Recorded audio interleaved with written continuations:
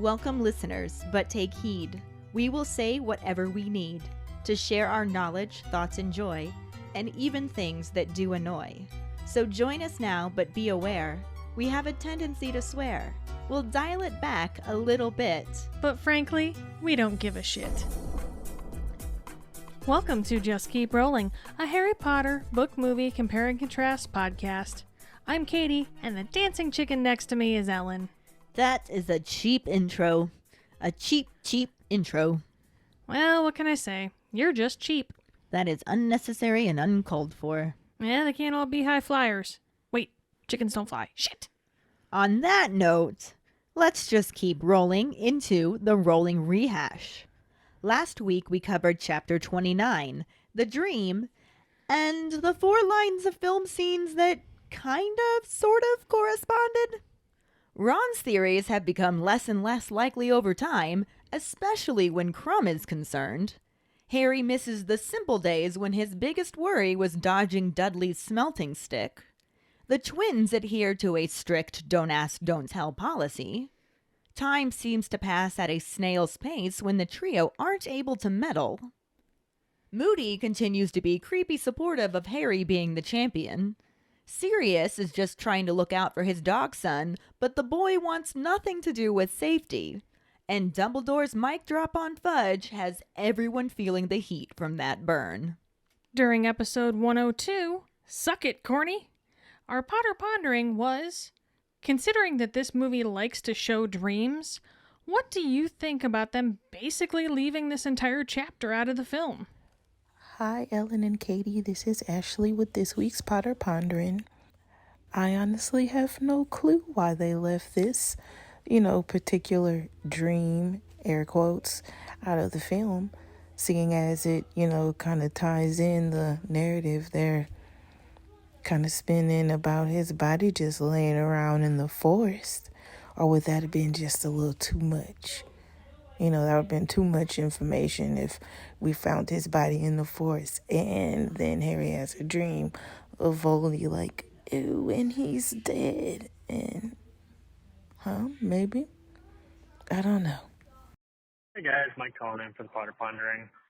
I feel like I'm going to say for this pondering basically what I say for every pondering, where it's stupid that they changed it. I hate that they changed it. Why can't you just leave it alone? There's a freaking book right there. Just use that. Come on, guys. Hashtag stop sucking so much. Other than that, I mean, this one was, I guess, especially annoying because, they did so many dreams that just didn't contribute in any way to the plot, and then they miss out on the one dream that, actually made a difference, and that was super frustrating. But really, it just boils down to these guys suck at translating books to movies, and I wish they'd done it better. Anyway, that's it for me. Bye. Hey guys, Jackson here. So, yeah, for a movie that focused so much on the dreams, they really dropped the ball when it came to this chapter. The Dream. It's literally right there in the title. And, this dream revealed things that were important in the overall storyline. Not only about, what's happening in this book, but as you pointed out, it points out things that will be talked about in the future. The connection between Harry's and Voldemort's minds. I mean, why would you leave out such an important thing? And Newell. That's pretty much it. That's what we're going to be doing for pretty much this film and the rest for a lot of things. We're going to be yelling the directors' names in frustration. So, Newell, you buggered it. Little Aussie saying, you buggered it. Thank you so much for calling in your responses. Don't forget you can also post answers on our Facebook page, Post 2. They may not make it into the episode anymore, but we do make it a point to read them and respond. Our trivia question last week was, where did Augustus Rookwood work within the Ministry? According to Barty Crouch, Augustus Rookwood worked in the Department of Mysteries. Congratulations goes to Jackson Miller. Woohoo! Jackson is on his 7th week in a row. Damn. But this one was actually a really close one. Both Dave and Sara were mere minutes behind him. Will one of them stop his streak this week? That rhymed. I liked it. Good luck, everyone. For now, let's just keep rolling into the first half of Chapter 30, the Pensieve, and the corresponding film scenes. Chapter 30, The Pensieve, Part 1. Dumbledore's office door opens, and Moody greets Harry and tells him to come in. Harry walks inside the beautiful circular room and sees Cornelius Fudge standing beside Dumbledore's desk, wearing his usual pinstripe cloak and holding his lime green bowler hat. Fudge greets Harry jovially and asks how he is. Harry lies, saying that he's fine, and Fudge continues to talk, explaining that they were just discussing the night Crouch turned up on the grounds, asking about Harry being the one who found him. Harry says that he was, and deciding not to pretend he hadn't heard them talking, he added that he didn't see Madame Maxime anywhere, and it would have been hard for her to hide. Fudge looks embarrassed, but says that they are about to walk the grounds and suggests that Harry goes back to class. Harry looks at Dumbledore and tells him that he wants to talk to him, and the headmaster says for him to wait for him there, since their examination of the grounds shouldn't take too long. The three men leave, and Harry looks around the office, saying hello to Dumbledore's Phoenix, Fawkes, before sitting down in the chair in front of the desk. He watches the portraits of the old headmasters and headmistresses, and thinks over what he just heard, feeling calmer now that he's about to tell Dumbledore what happened. Looking around, he sees the patched sorting hat, a silver sword set with large rubies, and then notices a glimmer of silvery white light reflecting on the glass case. He looks for the source and finds it shining from within a black cabinet that had not been properly closed. Harry gets up and heads to the cabinet, pulling the door open and finding a shallow stone basin, carved around the edge with unfamiliar runes and symbols. The silvery light is coming from in the basin, which appears to be holding a substance that Harry can't distinguish from liquid or gas. He wants to touch it, but has learned that it would be foolish, and instead prods the contents with his wand. The silvery stuff begins to swirl and become transparent. Harry leans forward to look in, expecting to see the bottom of the basin, but instead sees an enormous, dimly lit room. He leans in closer and notices rows and rows of witches and wizards seated in benches lining all of the walls. There's an empty chair in the middle of the room with chains encircling its arms, and all of the adults seem to be waiting for something. Unsure of where this room is and what everyone is waiting for, he leans closer, trying to get a good look in the corners. His nose touches the surface, and Dumbledore's office gives a lurch as he's thrown forward into the basin. But his head does not hit the stone bottom. Instead, Harry finds himself sitting on a bench in the room. He looks up, expecting to see the round hole in the ceiling where he had been looking in, but there is only dark, solid stone. Harry looks around, surprised that none of the 200 witches and wizards seem to have noticed that a 14-year-old boy just fell into the room. He turns to the wizard next to him and is shocked to see Albus Dumbledore. He whispers an attempted explanation to the professor, but Dumbledore doesn't move or speak. Harry remembers another time that he found himself where no one could hear or see him, when he fell through the pages of an enchanted diary, right into someone else's memory, and wonders if this is something similar. He waves his hand in front of Dumbledore's face, and when he doesn't move, Harry is sure that's what it must be, because Dumbledore would never ignore him like that. He looks around more carefully, trying to figure out where he is, but before he can come to any conclusions, he hears footsteps. A door in the corner of the dungeon opens, and a tall man, flanked by 2 Dementors, heads towards the middle of the room. People recoil as they pass by, and after the horrible creatures place the man in the chair, they glide back out. Harry looks at the man in the chair and realizes that it's a much younger Karkaroff. A curt voice addresses him as Igor Karkaroff, and Harry looks to see Mr. Crouch standing up in the middle of the bench beside him. He also looks younger, more fit and alert, and continues speaking, saying that Karkaroff has been brought there from Azkaban to present evidence to the Ministry of Magic. Karkaroff sits up as much as he can and says that he wishes to be of use to the Ministry as they try to round up the last of the Dark Lord's supporters. As he says that he's eager to assist, Harry hears a familiar voice growl that he is filth. He leans forward to look past Dumbledore and sees Mad-Eye Moody, but with 2 normal eyes. Moody quietly tells Dumbledore that Crouch has made a deal with Karkaroff to let him off if he's got enough new names. He thinks that they should just hear the information and then throw him back to the Dementors, but Dumbledore makes a noise of dissent because he does not like the Dementors. They return their attention to Crouch as he asks to hear the names from Karkaroff, who explains that you-know-who operated in the greatest secrecy and they never knew the names of everyone.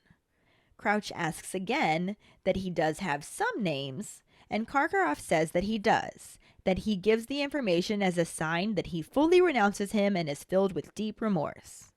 Crouch cuts him off again to request the names, and Karkaroff takes a deep breath before naming Antonin Dolohov. When he learns the Ministry has already apprehended him, Harry can tell it's a real blow that one of his names is useless. He hurriedly continues on to name Evan Rosier, and Crouch informs him that Rosier is dead, killed in the struggle as they tried to take him in. Moody again whispers to Dumbledore, saying he took a bit of him with him, as he gestures to the large chunk taken out of his nose. Karkaroff is panicking now and mentions Travers, Mulciber, and Rookwood, and with the 3rd name, it's clear by the reaction in the crowd that he's struck gold. Crouch asks if he means Augustus Rookwood of the Department of Mysteries, and Karkaroff confirms this. Mr. Crouch tells him that they already have Travers and Mulciber, and that they will return him to Azkaban while they decide. But Karkaroff cuts him off to insist he has more, before shouting Severus Snape. Crouch tells him that Snape has been cleared by the Council, but Karkaroff again shouts that Severus Snape is a Death Eater. At this point, Dumbledore stands and says that he's already given evidence on this matter, that Snape was indeed a Death Eater, but rejoined their side before Lord Voldemort's downfall and turned spy for them at great personal risk. Harry looks at Mad-Eye, who looks extremely skeptical, and Crouch again says he will review Karkaroff's case. His voice fades away as the dungeon dissolves around Harry into swirling darkness and then reforms, putting Harry in a different seat. The atmosphere is much more relaxed than before, with all of the witches and wizards talking to one another, almost like they were at a sporting event.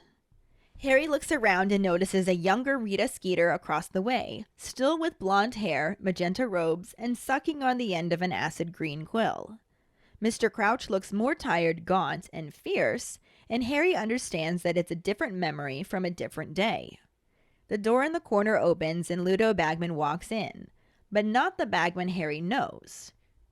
This Bagman is tall, lean, and muscular.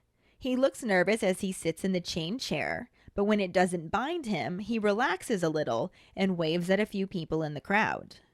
Mr. Crouch announces that he's been brought in front of the Council of Magic to answer charges relating to activities with Death Eaters, and asks if he has anything to add to his testimony before they pronounce judgment. Harry can't believe that Ludo Bagman could be a Death Eater. The Quidditch player speaks up and says that he knows he's been a bit of an idiot, and several witches and wizards smile indulgently.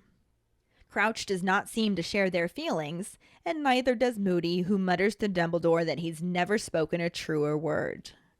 Crouch says that Ludovic Bagman was caught passing information to Lord Voldemort's supporters, and Bagman again speaks up to insist that he had no idea. Rookwood was an old friend of his dad's, and it never crossed his mind that he would be in with you-know-who, especially since he kept talking about getting him a job at the Ministry when his Quidditch days are over, since he can't keep getting hit by bludgers for the rest of his life. The crowd titters, and Crouch calls for a vote for those in favor of imprisonment. Not a single person raises a hand, and then one witch stands to congratulate Mr. Bagman on his splendid performance for England against Turkey the previous week. Mr. Crouch is furious and tells Dumbledore that it will be a sad day when Ludo Bagman joins the Ministry, and then the dungeon dissolves again. When it returns, Harry and Dumbledore are sitting next to Mr. Crouch and a frail witch whose dry sobs are the only thing breaking the silence. Crouch looks even gaunter than before as he calls for them to bring them in. The door in the corner opens and 6 Dementors enter, flanking a group of 4 people. There are now 4 chained chairs in the middle of the dungeon for the 4 prisoners. A thick-set man, a nervous-looking thinner man, a woman with thick dark hair and hooded eyes, and a younger pale boy in his late teens with straw-colored hair. Mr. Crouch stands and begins to declare that they had been brought before the Council of Magical Law for the extremely heinous crime of using the Cruciatus Curse on the Auror Frank Longbottom. The boy begins to plead with Crouch, begging for his father not to send him back to the Dementors, and insisting that he didn't do it.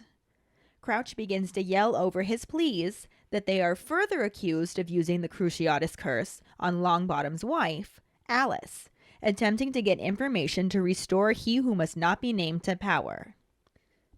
The boy begins screaming to his mother instead, as the wispy blonde begins rocking back and forth. Crouch yells over the screaming if the jury agrees that they deserve a life sentence in Azkaban, and they all raise their hands in unison. The boy continues screaming that he didn't do it as the Dementors glide back into the room. The other 3 prisoners stand quietly, and the woman with the heavy-lidded eyes looks at Crouch and calls out that the Dark Lord will rise again, and he will reward them, for they alone were faithful and tried to find him. But the boy continues yelling and struggles with the Dementors. He looks at Crouch and screams that he is his son, and Crouch bellows back that he is not his son, he has no son, and the wispy witch faints in the seat beside him.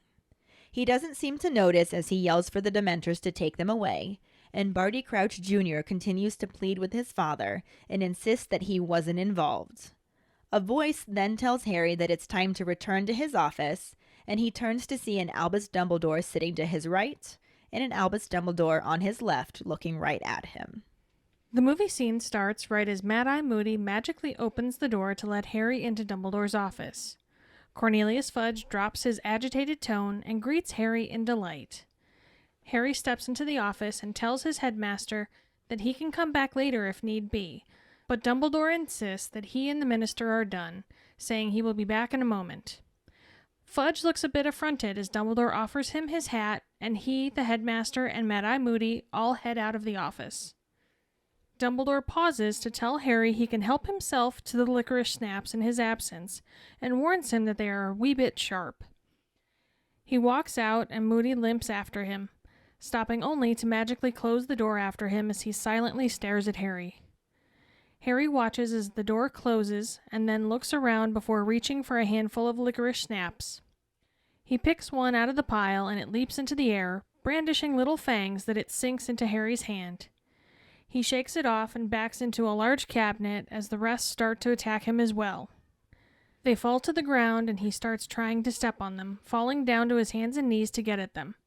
As he struggles, he hears the cabinet open and turns to look at it. There is a blue-white light emerging from a bowl, and Harry stands up and moves towards it, finding it filled with a shining liquid, swirling with silvery strands of light. He pulls out his wand and prods the surface, which spirals into a gold-colored scene that appears to be inside the large container. Harry's reflection shows over top the room that appears, and he screams as it transitions to him falling into the room.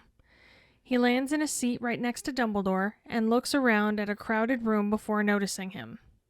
Dumbledore does not appear to see him, even when Harry says, "Professor?" And then Harry is even more shocked when another wizard greets Dumbledore as Professor and sticks out his hand to shake his.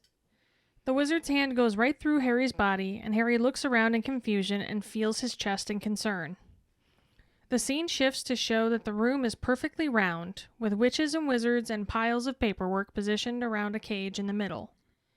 The camera zooms into the cage as a prison clothes-clad Igor Karkaroff rises from beneath into it. He looks around as Barty Crouch addresses him, saying that he has been brought from Azkaban at his own request to present evidence to the council. If the evidence is useful, the council may be prepared to order his immediate release, but until that time, he remains a convicted Death Eater. Harry watches in awe as Crouch asks if Karkaroff accepts those terms. Karkaroff says he does wish to accept them, and when Crouch asks what he wishes to present, he says that he has names, listing Rosier, Evan Rosier first. Crouch informs him that Rosier is dead, and the camera focuses on Dumbledore as a younger Mad-Eye Moody leans forward and says that Rosier took a bit of him with him. Karkaroff says that he didn't know and insists that he has more, saying Rookwood was a spy. The camera shows Rita Skeeter taking notes as Crouch is surprised to learn this, confirming that he means Augustus Rookwood of the Department of Mysteries. Karkaroff says yes, that he passed information to you-know-who from inside the Ministry itself. Crouch tells him that the council will deliberate and says Karkaroff will be returned to Azkaban in the meantime. Panicking, Karkaroff begs him to wait, saying that he has more. He tells the council about Severus Snape, and Professor Dumbledore stands to announce that he has given evidence on this matter. Severus Snape was a Death Eater, but prior to Lord Voldemort's downfall, turned spy for them at great personal risk. Karkaroff tries to cut Dumbledore off, screaming that it's a lie. Severus remains faithful to the Dark Lord, but Dumbledore continues speaking, saying that today Snape is no more a Death Eater than he is. Crouch bangs his gavel and yells for silence and says that unless the witness possesses any genuine name, the session is now concluded. Karkaroff calms down and informs Crouch that he has heard about one more. He says that he knows for a fact that the person took part in the capture and, by means of the Cruciatus Curse, torture of the Auror Frank Longbottom and his wife. As Crouch demands the name, a well-dressed man stands up from the crowd and attempts to walk away. Before he makes it too far, Karkaroff yells, "Barty Crouch!" and the man freezes in his tracks. Rita Skeeter's mouth drops open as Barty Crouch looks completely confused, and Karkaroff finishes the name by saying, "Junior." The well-dressed man makes a dash for the exit and is thwarted by Mad-Eye Moody, who casts a spell at him. Barty Crouch Jr. falls into a crowd of people who attempt to restrain him as the rest of the onlookers react in noisy surprise. Crouch Jr. demands that they get their filthy hands off him, as several wizards attempt to drag him out, and they hesitate directly in front of Crouch Sr. As he greets his father, his tongue flicks to the corner of his mouth several times, and Crouch Sr. insists that he is no son of his. Crouch Jr. flicks his tongue a few more times before screaming and being pulled away. For scenes that timing-wise line up as well as they do, it's amazing just how different they actually are. Mm-hmm. Like, everything's the same, but nothing's the same. Nothing at all. You literally get all the same information, but in a completely different way. Yeah, it's a completely different package. Entirely. It's so weird. Mm-hmm. Gives us a lot to talk about, though. Well, yay. Yay. In the book, Dumbledore's office door opens, and Moody greets Harry and tells him to come in. Hey! The movie scene begins right as Mad-Eye Moody magically opens the door to let Harry into Dumbledore's office. It's the same! What? That's where it ends. Because then Cornelius Fudge stops being a little bitch momentarily and greets Harry like nothing is wrong. Actually, that is kind of the same. Because Harry walks into the beautiful circular room and sees Cornelius Fudge standing beside Dumbledore's desk. He's got his usual pinstripe cloak holding his lime green bowler hat, and he even greets Harry like nothing's wrong at all. But that's where it ends. Yeah. In the book, he's like, "How are you, Harry?" And Harry's just like, "I'm good. I didn't just have a bad dream that was actually probably something that really happened that means I'm going to die. So Right? things are looking great." Well, I mean, he didn't in the movie. True. He did just find a dead body, but no dream. So, yay. All around good times for Harry Potter. Pretty much. Fudge keeps on talking, saying that they were just talking about the night Crouch went missing from the grounds because, you know, it's not the same night here in the book. No. It's not. Well, I mean, there is a deleted scene that could maybe kind of possibly sort of go here. But there are some weird inconsistencies, so we weren't entirely sure where to put it. Yeah, if anything, it would have gone in between Harry finding Crouch and Harry showing up at Dumbledore's office. Yeah. But also there are weird inconsistencies with the scars on his face from the second task. Yeah. It's a whole thing. But in this deleted scene, it's basically Hermione, Ron, and Harry in the Gryffindor common room discussing how Harry should go and see Dumbledore and tell him about all these things that are happening, including the dreams and including Crouch being dead, obviously, and all these other weird things, his scar hurting. Right. Things like that. And that would explain why Harry was heading to Dumbledore's office. Yes. And why those in Dumbledore's office already knew about Crouch, even though the way they edited it together, it looked like Harry was showing up there right after seeing Crouch. So maybe this wasn't the best scene to delete? It really wasn't, because the clothing was off. Because Harry was still in his outfit from the second task when he found Crouch. And then he shows up at Dumbledore's office and he's wearing his usual Ringer t-shirt and jacket. Yeah. So time was supposed to have passed, but it just wasn't well done the way they cut it together. No, it really wasn't. I mean, if you're not paying attention, sure. Yeah, why not? Why not? But we're paying attention. So. Exactly. Anyway, this deleted scene maybe explains it, maybe doesn't. Anyway, let's get back to the actual episode at hand. Mm-hmm. Yeah, those similarities really didn't last long, did they? Partially because Movie Fudge did not get the awesome lime green bowler hat. I'm still bummed out about that. Right? That would have been great. Lime green. Lime. It's just so random. It would have been glorious. Yeah. But there's also no mention of Harry being the one to find Crouch. Well, of course not. It just happened. Very true. How do they even know at this point? He steps in the office and tells his headmaster that he can come back later if need be, because it's super awkward to walk in on your parents fighting. Right. But Dumbledore insists that they are done, basically telling the minister to fuck off. That's what I heard. Right? In the book, Harry says that, yes, I did find Crouch because, again, this is several days later. Yes. He also decides that there's no point in pretending like he couldn't hear him talking through the door, which we talked about in the previous episode. And he was just like, yeah, so it hurts you being prejudiced to Madame Maxime because she's half giant, even though she doesn't admit that she's half giant. And I just wanted to say, I didn't see her anywhere, and she'd have a job hiding, wouldn't she now? Oh, sassy Harry. I love it. It actually makes Fudge look embarrassed. And Harry also sees a little twinkle in Dumbledore's eye, which I love. Well, yeah. But the very embarrassed Fudge is just like, yeah, well, we're about to walk the grounds, so maybe you should go back to class. How about maybe you should be the one to fuck off, son? How about maybe you should get some class? Ooh! Burn! Harry looks at Dumbledore and he's like, actually, I needed to talk to you. And Dumbledore tells him just to wait there, since it shouldn't take him too long to check over the grounds. Sure. The three men leave, and Harry does what Harry does and starts looking around the office. You can't meddle if you don't open your eyes. Right? Just saying. Right? How do you pass up that opportunity? Mm-mm. He says hello to Fox, who has literally saved his life before, so damn straight you greet that phoenix, Harry. Hell yeah. It's the least you could do.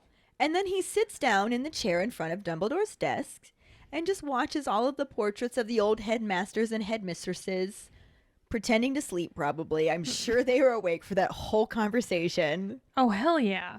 I would have been. How do you even sleep through that? Right? But he just keeps thinking about what he dreamt and what he overheard.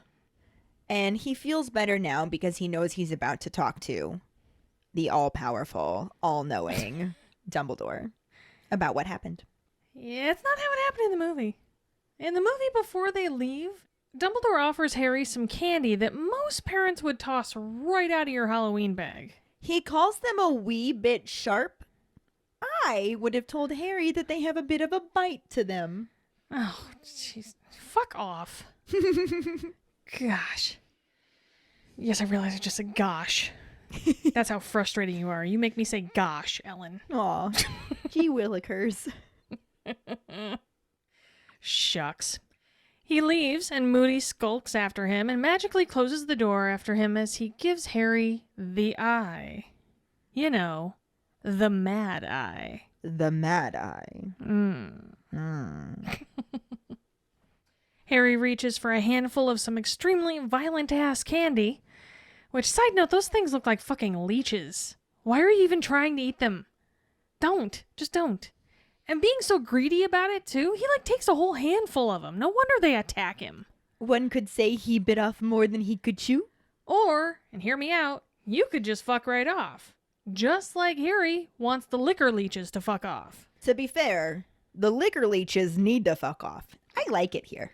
Fine, you can stay, but those liquor leeches really do need to fuck off. Especially after they knock him into a cabinet.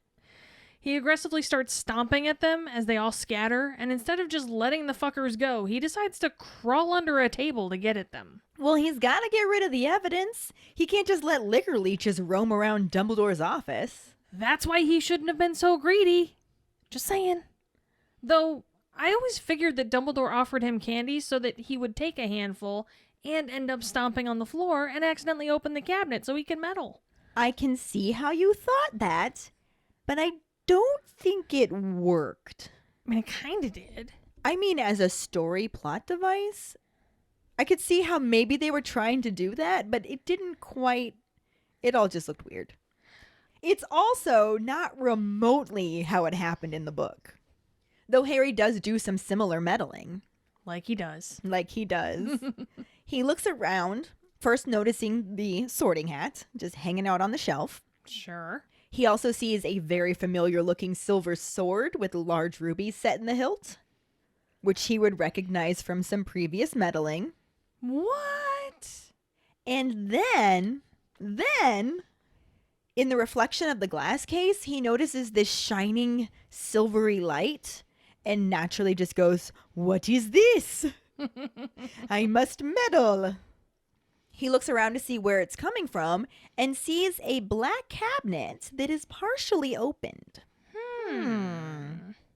It is similar in the movie. The cabinet is emitting a come hither blue light that calls to him, "Come, come meddle." And who is Harry to say no? Yeah, if he said no, who is Harry anymore? He's no longer Harry. Right? He's some weird bitch that doesn't meddle. Right? And then the book is a lot shorter. A lot shorter. Still being similar, in the book, he is also unable to stop himself from meddling. Makes sense. So he goes straight to the cabinet, opens the door the rest of the way, and is like, "What is this?" And he finds a shallow stone basin, which has runes and symbols carved around the edge. And since he hasn't taken any classes that would tell him anything about that, like Hermione has, he has no idea what it says. Not a damn dicky bird. Which just makes him more curious. The silvery light is coming from within the basin, and it's filled with a substance that Harry can't tell if it's gas or liquid. In the movie, he walks towards it and finds a bowl of silvery liquid that, for some reason, he waves his wand over. In the book, it's because he's learned it's stupid to touch things when you don't know what they are. I mean, that makes sense. I'll give you that, but it's also stupid to just randomly meddle. But it is his second greatest superpower, so he has to touch it. Well, that is true. And because he's trying to be somewhat smart about it, he uses the tip of his wand to do it. Just the tip, though. To his surprise, a scene materializes in the liquid. Harry then falls into it, landing in a large room right next to a younger Dumbledore. Well, slightly younger looking. Not really, though.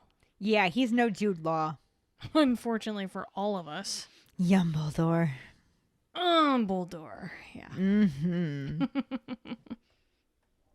He tries to speak to him, but soon realizes that he apparently isn't really there when someone's hand shoots through his chest to shake hands with Dumbledore. When the man departs, Harry pats his chest to make sure he's actually still solid. I love the look on his face during that part. Even though it's not how it happened in the book, it still was entertaining. He's like, what the hell was that? Yeah. And this is quite different from the book. I mean, the same thing happens, but it happens in a completely different way. Because the silvery stuff begins to swirl and it becomes transparent. Which, kind of similar. Kind of happens that way. And Harry looks down into it thinking he's going to see the bottom of the stone basin and instead sees an enormous room. It's kind of dim, probably just lit with torches or something. And he leans closer where he can see rows of witches and wizards. And they're all in this, it's like stadium seating within the room, like lining the walls. And there is one empty chair in the middle of the room that has chains attached to the arms. And all of the adult witches and wizards there seem to be waiting for something, and it seems kind of tense. Pretty thick air. Yeah. If you will. Yeah. So Harry's like, where the fuck is this room? I've never seen anything like this here at Hogwarts, and there's definitely not this many adults here. We know the kids outnumber the adults. Yeah, true. However, always something new to learn at Hogwarts. It's true, especially when you met a bunch. Mm-hmm. So he leans closer to the gas liquid swirly room thing. And he's really trying to get a good look in the corners of the room because the opening of this basin is round, so he can't get a full view. And in the process of doing this, he gets so close to it that the tip of his nose touches it. So he won't put his hand in, but sure, let's just shove our face up in that bitch. Well, to be fair, sticking his wand in instead of sticking his hand in was smart. Mm-hmm. Sticking his nose in was a literal side effect of meddling. Yeah, he really should have just expected it by now. Because he stuck his nose in somebody else's business. I got it. Uh-huh. Are you proud? I'm so proud. Okay. Well, go on with yourself then, honey. So he feels himself falling and just expects that he's going to like head first slam into the stone floor that he saw down in this room. But instead, he just finds himself sitting on a bench in the room. That's lucky. He looks up thinking that he's going to see the hole he fell through up in the ceiling, and it's not there. Interesting. He's trapped. He also notices that not a single person, there's like 200 witches and wizards in here, and not a one of them has given any indication that a 14-year-old wizard just fell into the room. So it's pretty awkward for him, but at least no one notices. Right. Awkward, not necessarily embarrassing. There you go. He turns to the wizard next to him and realizes it's his headmaster. Well, that's like an oh shit moment. Hope he wore his brown pants. Yeah, definitely an oh shit moment. He tries to explain what he's doing there to Dumbledore, but the headmaster doesn't even look at him, doesn't even react, seems to have no idea that Harry's even there. So, I mean, sounds like he lucked out there, I guess. Well, it reminds him of a time that he fell into an enchanted diary, and nobody could see or hear him there either. And that ended really well, if I remember correctly. No, it actually didn't, but maybe this time it will. You never know. Wonders never cease. He decides to test this theory by just waving his hand right in front of Dumbledore's face. And then when he doesn't react, he's just like, all right, dude would never ignore me like that. This has got to be a memory. In the movie, we then get a better look at the room Harry is sitting in. It's a big-ass amphitheater type room, so similar to the book. And it's got a small round cage in the center with piles of papers surrounding it, which y'all need a better filing system, just saying. But then there's also wizards and witches clamoring to find seats in the cavea all over the place. We then hear a mysterious ticking noise. Hopefully it's not a pipe bomb. And we see a quite defeated-looking Igor Karkaroff rise up into the cage from a hole in the floor, essentially. In what is undoubtedly a violation of the Geneva Convention, guards begin to tighten screws that hold Karkaroff in place with spikes. Like, spikes, though. Yeah. The book does not have any fancy chairs that lift up through the floor into a cage. There's no spikes. There's no cage, for that matter. Yeah. It's just a chair with chains in the middle of the room. The chains do bind him. Yeah, but that's logical. That's still not as bad as spikes. Yeah. Karkaroff can't even, slouch. Right. He has to stand perfectly still in this cage because these spikes... It's like the chokey in Matilda. Yes. That's what it reminds me of. And in the book, you kind of get the impression that he has to slouch. So we'll end up talking about that. Yeah. But at this point, Karkaroff is also not in that chair. It's just an empty chair. Mm-hmm. And while Harry's looking around trying to figure out where he is, a door opens in the corner and two Dementors walk in with a man who turns out to be Karkaroff. Although Harry doesn't realize that until he makes it to the chair. Yeah. That doesn't happen in the movie. And for that matter, there's no Dementors in the movie. And even if they were, they still shouldn't be fucking flying in there if they were. Just saying. Right? They just glide. No flying! There's no flying and dementing. Are you flying? There's no flying. There's no flying and dementing. It's flying, sir. But anyway, the Dementors glide Karkaroff to the chair. Mm-hmm. And it's when he sits down there that Harry gets a good look at him. And it's like, holy shit, that's a younger Karkaroff.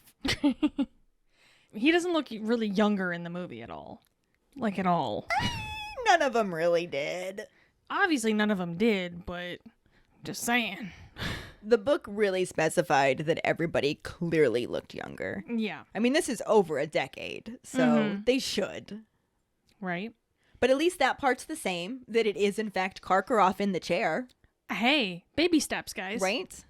A curt voice says, Igor Karkaroff, you've been brought here from the band to present evidence to the Ministry of Magic. From the band. And that came from Mr. Crouch, who also looks younger, more fit, and more alert. Not in the movie. No. No. Looks just as Nazi as he looked when Harry found him dead. Other than that, kind of similar. Kinda. A little bit. He looks around as Barty Crouch addresses him, saying that he has been brought from Azkaban because his bitch ass is ready to snitch. And in so doing, if any of his accusations are true, he'll be released from Guantanamo Bay. I mean, the ban. But until that time, boy still munched on murder. Still lining up in the moment. Mm-hmm. Karkaroff sits up as much as he can. The chains kind of hold him down, so like I said, it's making him sort of slouch. Yeah. And he says that he wishes to be of use to the Ministry as they try to round up the last of the Dark Lord's supporters. And his nose is getting really brown. A little bit. Because he says he's eager to assist. I think you mean he's Igor to assist. He is Igor to assist. Although somebody does not think he actually is and just goes, filth. And Harry looks around to see where it's coming from, and it turns out to be coming from a younger, well, he doesn't really look younger, but he does still have two eyes. Mad-Eye Moody. So is his name just Mad Moody then? If he's got two normal eyes, he wouldn't be Mad-Eye Moody, right? Yeah, I kind of wonder what they called him before then. Just Moody. I mean, Moody's boring, but I feel like he had a good nickname. Katerina Bitch Tits? I don't know. I'm just going off the fly here. Moving on. Anywho, Mad Moody quietly tells Dumbledore that Crouch made a deal with Karkaroff, and they're going to let him out of the ban if he gives them enough new names. Bitch is gonna snitch. Bitch is going to snitch. So it is still similar. He also goes on to say that he thinks they should just hear the information and throw him back in the ban. Well, yeah. He's like, this bitch ass deserves those Dementors. And Dumbledore makes this noise. I imagine it being in his like nose throat type. I don't know what it is. It's a noise of dissent. Yeah. And Moody's like, oh, that's right. You don't like the Dementors. Well, to be fair, they are kind of dicks. Not just kinda. Yeah, well, I was being nice. You don't need to be nice to Dementors. They fucking fly. They do not fucking fly! Ellen? Anyway, they return their attention to Crouch, and he's like, all right, so you got names? Let's hear them, dude. And Karkaroff starts going, well, you know who operated in the greatest of secrecy. So I and all of us didn't actually know everybody else's names. Oh, how convenient. So I can't really give you all of the names. In the movie, Karkaroff agrees to these terms, since there is obviously no honor among Eaters of Death. He then begins listing off names of his murder-munching amigos, beginning with Rosier, Evan Rosier. Crouch tells him that Evan Rosier is dead, which sucks for him, and sucks for Karkaroff, because now he's fucked. Yeah. And Karkaroff begins to panic and racks his brain for more names as a young-ish Mad-Eye Moody. I mean, you know, the movie doesn't really make him young, but he's less gnarled. Ish. Ish, yeah. But he leans forward to Dumbledore, commenting that Rosier took a piece of him with him on the way out, didn't he? And points to his little missing piece on his nose. Which was also in the book. It was. But so Karkaroff is scrambling and he comes up with Rookwood. We then see a much more muted Rita Skeeter taking notes. She's wearing like navy blue. She still has the blonde hair and the glasses, but she's not nearly as ostentatious. And she's taking notes, not with her quick quotes quill, which is interesting. Yeah. But they never really go into depth about it. No. It's just... She also wasn't there at this point in the book either. Yeah. We'll see her in a later memory, but as it's all one memory, I think they just mushed it all together. Mm-hmm. What? Huh? Why would they do that? No. But yeah, so Rita Skeeter's there in the movie, and Karkaroff has just named Rookwood, and Crouch looks somewhat shocked by this confession. He confirms that he means Augustus Rookwood of the Department of Mysteries. Karkaroff says yes, that bitch was snooping and spying right under all y'all damn noses. We get more names in the book, but the results are basically the same. Since Karkaroff's all busy being like, greatest secrecy, I don't know all of the names. Crouch is like, but you do have some, right? You're not just wasting all of our time right now. Mm-hmm. And Karkaroff is like, yes, I do. And he says that I give this information as a sign that I fully renounce the Dark Lord and that I'm filled with deep remorse for my actions. And Crouch is just like, would you just give us the names already? Methinks the lady doth protest too much. Yes. Hmm. But he finally just takes a deep breath and says, Antonin Dolohov. Ooh. So that was a name that wasn't mentioned in the movie. And we learned that he's already been apprehended. He's late to the party. And Karkaroff is just like, oh, that's wonderful news. Fuck. So he's just like, Evan Rosier. And that is a name that we also did here in the movie. Mm-hmm. And Crouch tells him, just like in the movie, that Rosier's dead. Yep. Killed in the struggle as they tried to take him in. And as we already mentioned, just like in the movie, Moody points out the chunk he took out of his nose. Yeah. So we definitely have some things taken straight from the book and put into the movie. Yeah, a youngish Mad Eye, who's still a Mad Eye because he has his Mad Eye. Doesn't have his normal eye still. Maybe they were afraid we wouldn't recognize him without it. Yeah, because there's no way we would recognize that crotchety old bastard anywhere. Well, you know, movies like to spoon feed us things. Oh boy, do they. We'll get to that. Karkaroff is completely panicking now because 2 of his names aren't good. And so he just like rattles off Travers, Mulciber, and Rookwood. All spies. Mm-hmm. They all did bad things with the murder munching. Mm-hmm. And the way that the crowd reacts when he says Rookwood is the moment that everyone realizes he struck gold. Mm-hmm. There's a name that surprised them all. They didn't know that one. He wasn't apprehended. He wasn't killed. Yep, they don't know about him at all. Here's something useful. And Crouch is like, do you mean Augustus Rookwood of the Department of Mysteries? Which was our trivia question. Yep. And Karkaroff's like, yes, I do. He's a spy. He passed information to you-know-who. Very much like the movie. Yep. In the movie, Crouch goes on to tell him that that's all well and good, but they can't do anything for him until it's confirmed. So it's back to the ban for him and his gingivitis. Aside from the extra names, this is similar to the movie. Mm-hmm. Mr. Crouch tells him they already have Travers and Mulciber, which obviously they couldn't include in the movie because they didn't include those names in the movie. Yeah. But he does say they will return him to the ban while they decide. And Karkaroff is just like, nope, got more names. Severus Snape. Snape. Severus Snape. Dumbledore! Who jumps the fuck up when this happens in the movie. Because it does happen in the movie. Because this actually does happen in the movie, yes. Yeah, when Snape's name is brought up, he hops right up and he just starts shouting that he was, but now he isn't.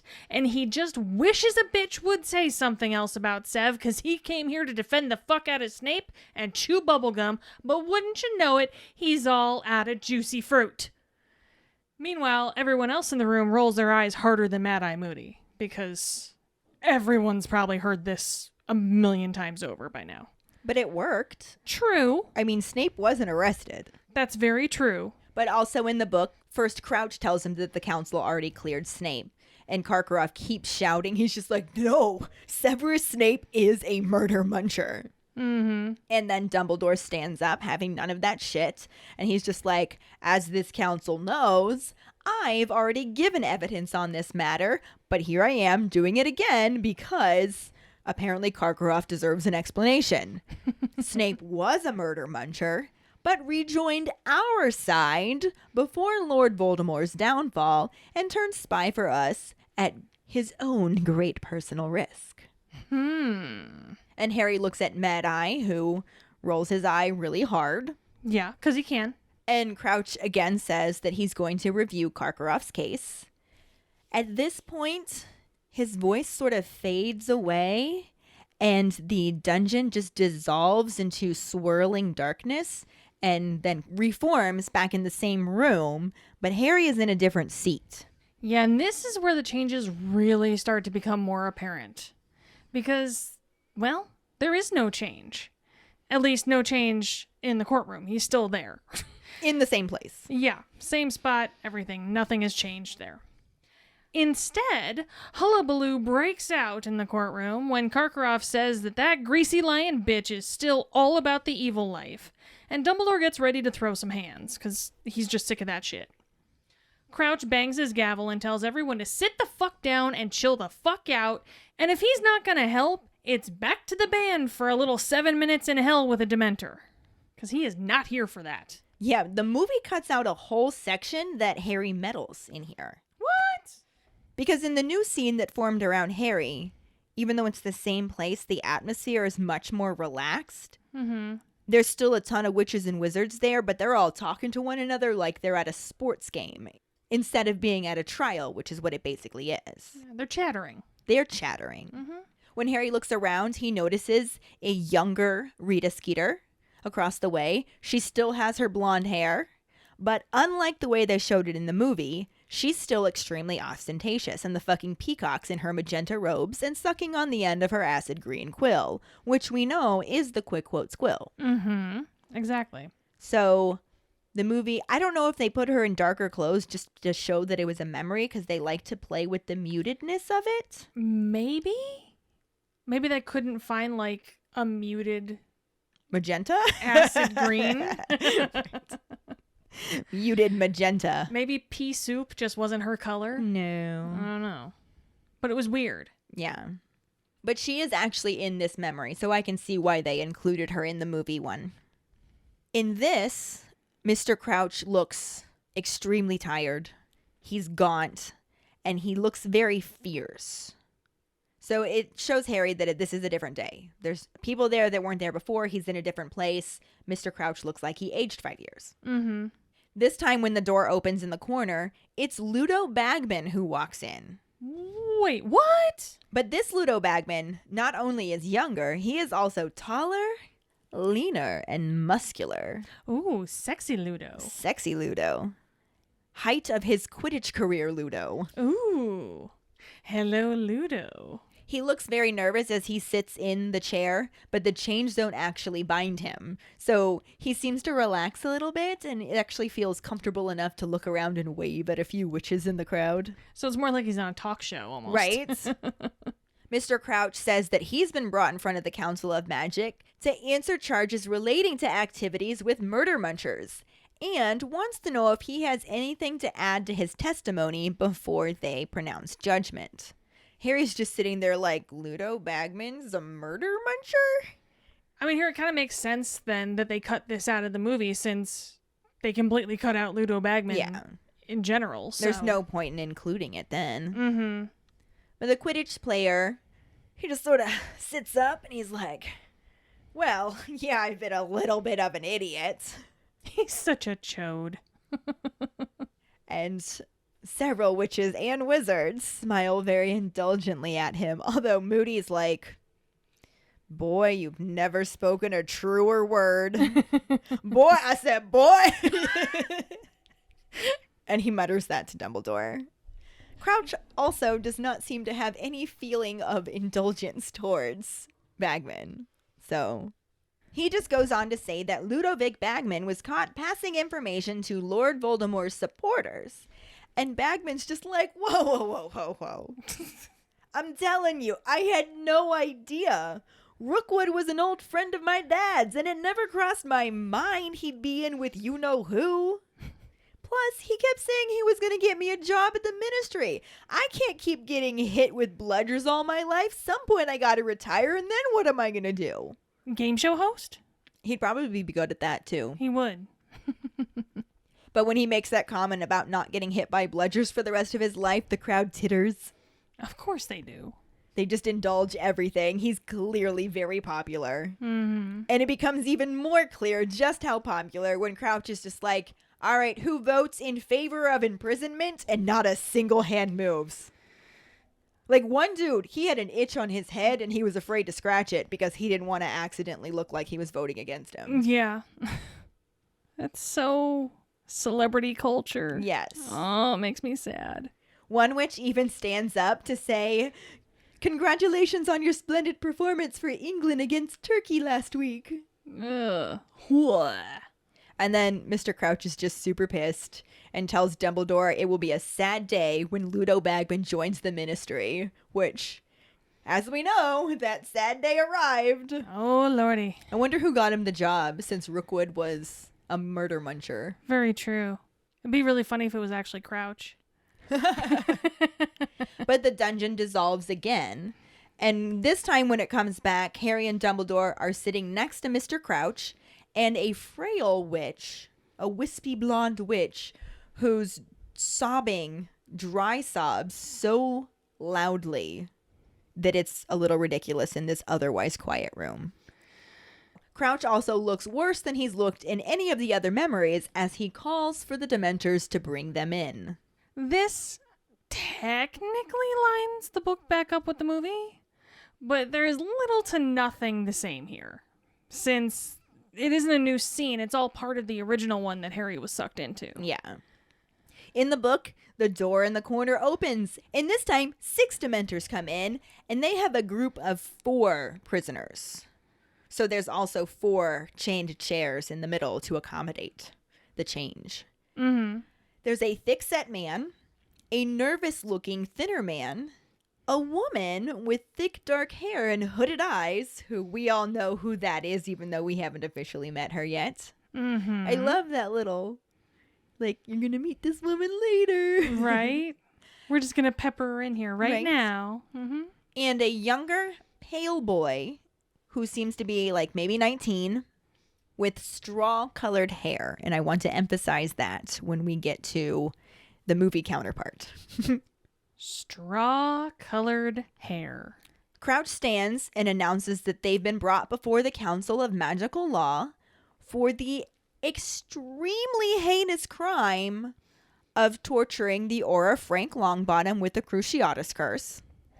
And the sandy-haired boy begins to plead with Mr. Crouch, begging him, saying, Father, Father, I didn't do it.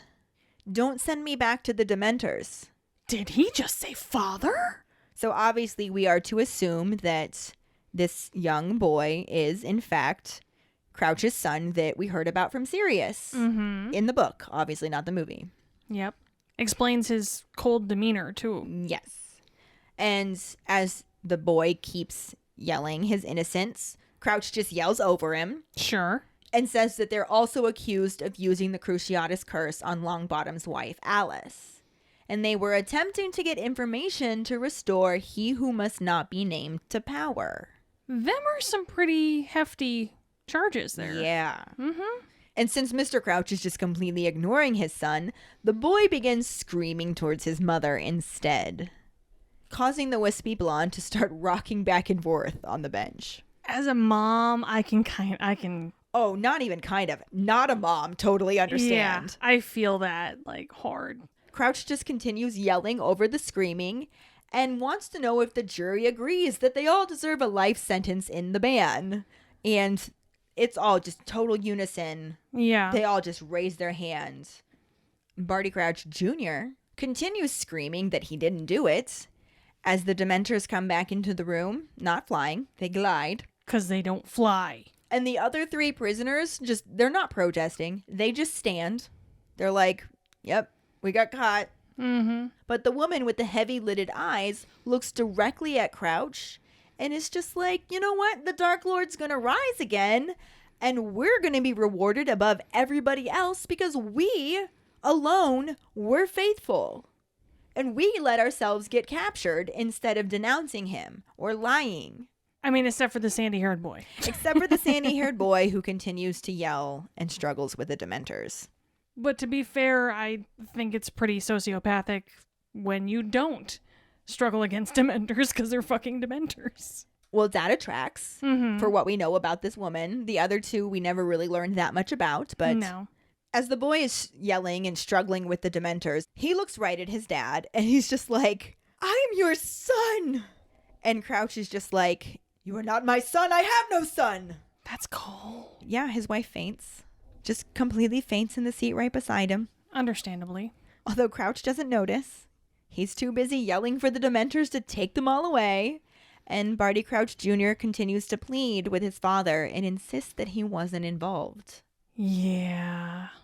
This is totally different in the movie. Totally different. Completely. Karkaroff gets eerily calm and stares down Crouch as he tells him he has one more name to share with the class. This is a person who is so shitty that he helped capture and torture the sanity out of the Longbottoms. Now, that is sort of similar. Yes. Streamlined, but similar. Yes. And it's all coming from Karkaroff. Right. So there's That's that. different, but Yeah.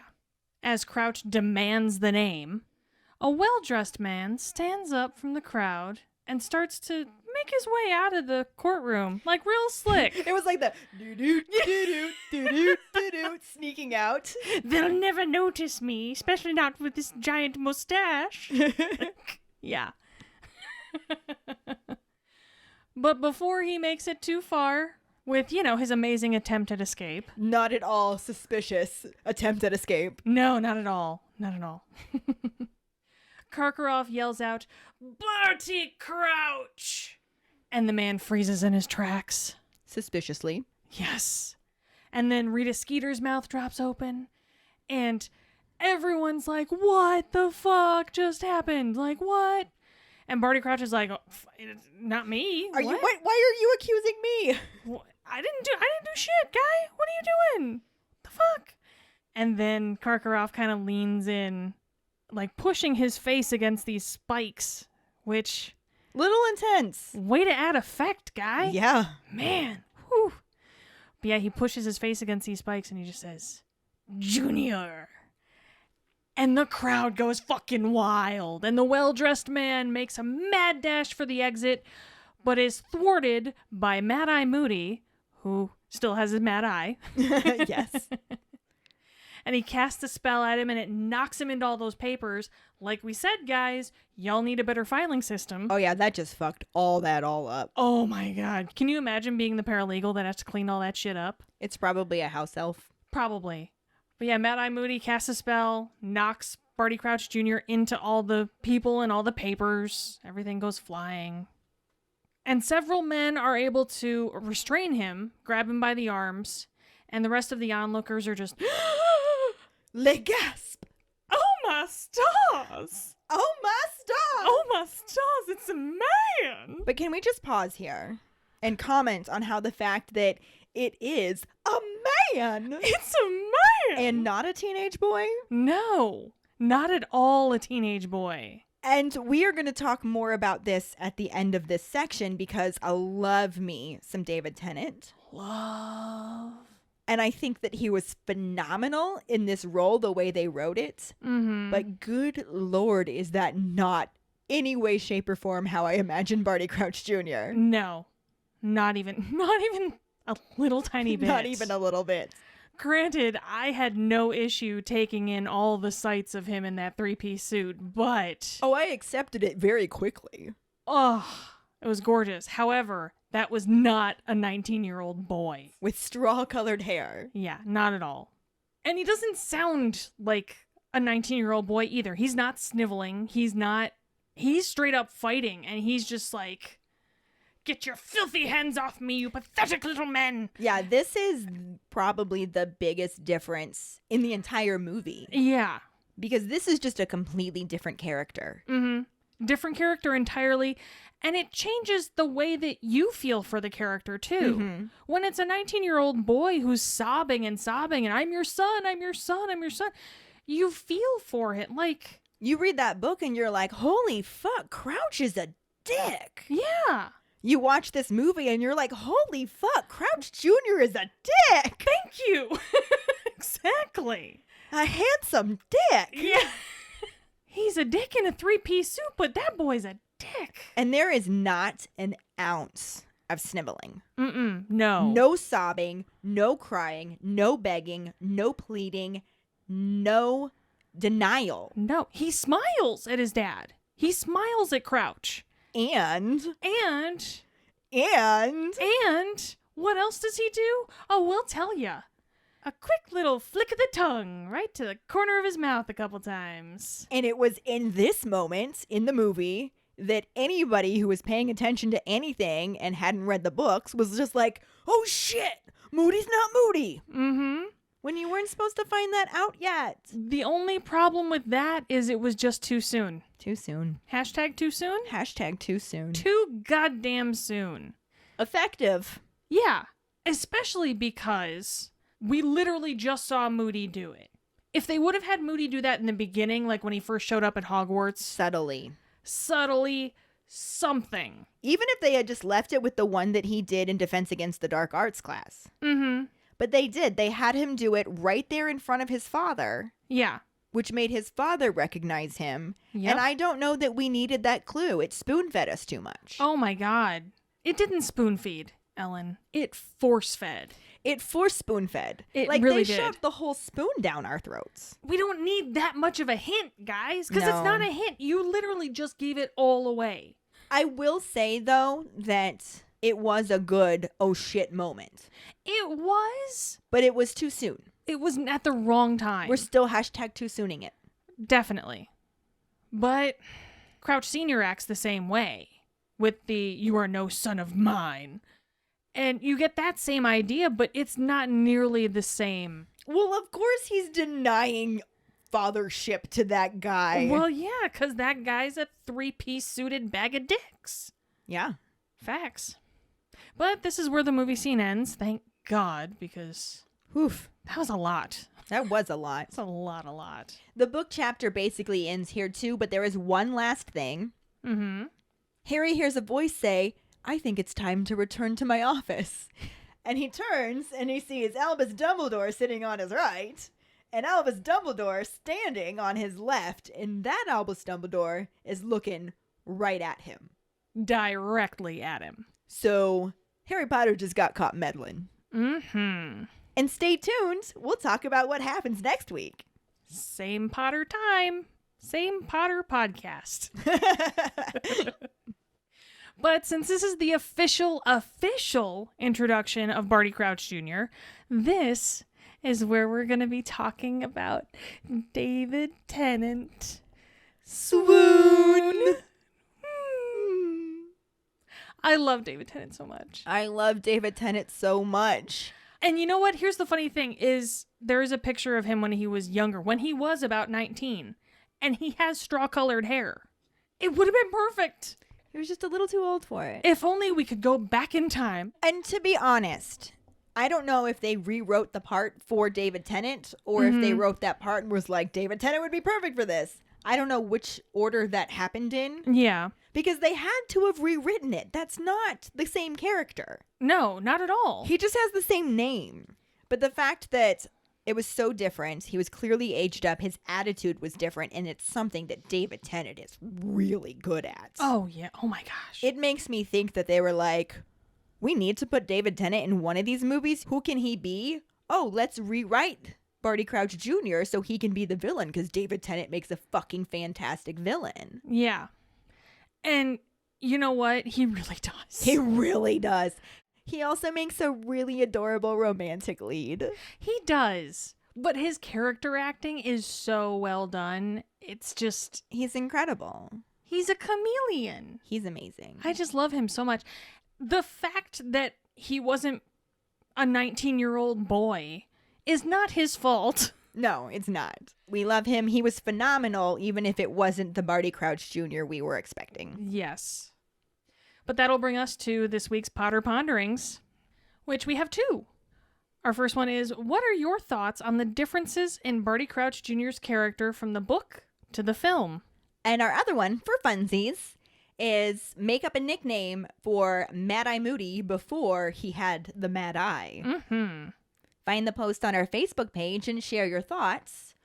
Or call us at 216-526-6792 and leave your response as a voicemail. Make sure you start off telling us your name and then go into your answer. If you want a chance to get it in the next episode, make sure you get it to us before the Wednesday before. Mm-hmm. We really look forward to reading and hearing them. And now for our Sorting Hat story, which is from Marissa Ferris. She writes, I haven't given much thought on my wand, specifically, oddly enough. I just enjoy collecting them because then you have a really awesome relic attached to the characters. I'm a Gryffindor and my Patronus is a cat. So just a small piece of info about me. I'm dyslexic, which makes it really hard to read. I didn't find this out until I was in college, but growing up reading wasn't fun because I could never comprehend what I was reading.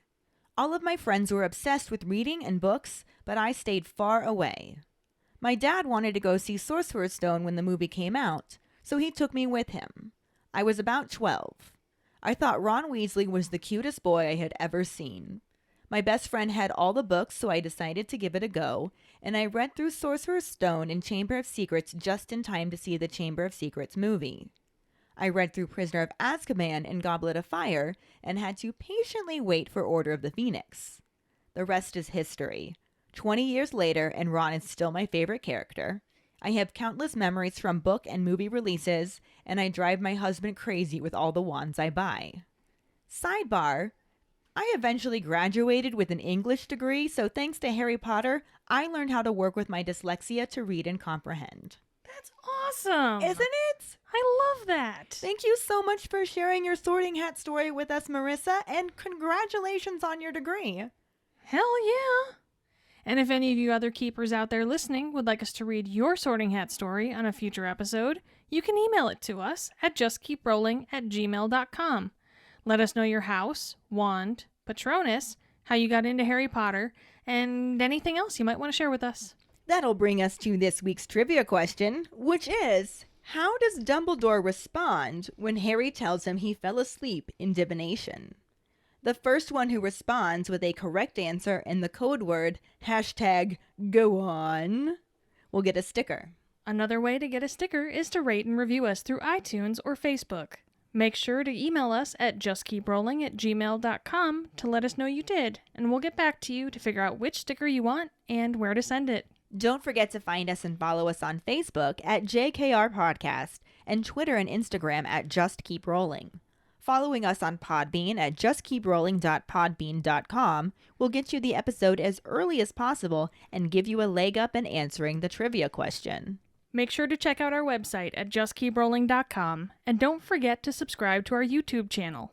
If you would like to help us continue creating more content, you can support us as a patron and get extra perks on patreon.com/justkeeprolling. As always, any support you can give is greatly appreciated. And join us next week when we talk about the second half of Chapter 30, the Pensieve, and the corresponding film scenes. Thanks for listening. We hope you hear us again. I'm Kayde. I'm Ellen. Until the next time, Just keep rolling.